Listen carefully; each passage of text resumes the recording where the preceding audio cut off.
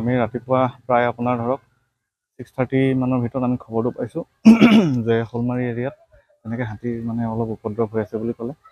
আমাৰ টীম এটাই তাতে তাৰমানে আপোনাৰ ধৰক 10 মিনিটমানৰ ভিতৰত গৈ পালেগৈ তাত গৈ, কিন্তু এই হাইৱেটো যিহেতু বিজি থাকে অলপ, তাত মানে হাতীটো পাৰ হ'ব বিচৰা নাছিলে। প্ৰায় 3 ঘণ্টা যোৰা প্ৰচেষ্টাত নেশ্যনেল হাইৱেটো পাৰ কৰা হ'ল। পাৰ কৰি পেলাই আমি পথাৰেদি আনি এতিয়া বৰ্তমান আমাৰ কন্দলি পাহাৰটো দেখি আছে, তাত আনি পেলাই আমি এতিয়া উঠাবলৈ সক্ষম হৈছোঁ। জনাঞ্চলৰ পৰা আমি আঁতৰাই আনি বনাঞ্চললৈ এতিয়া মানে তাক সোমোৱা হ'ল।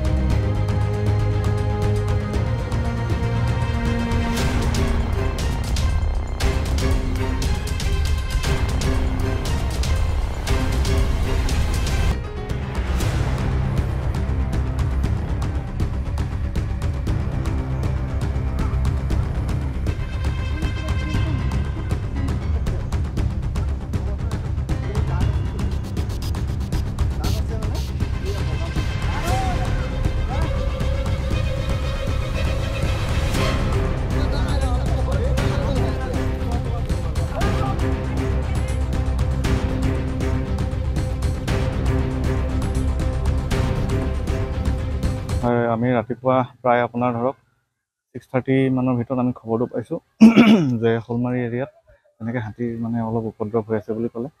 আমাৰ টীম এটাই তাতে তাৰমানে আপোনাৰ ধৰক 10 মিনিটমানৰ ভিতৰত গৈ পালেগৈ তাত গৈ, কিন্তু এই হাইৱেটো যিহেতু বিজি থাকে অলপ, তাত মানে হাতীটো পাৰ হ'ব বিচৰা নাছিলে।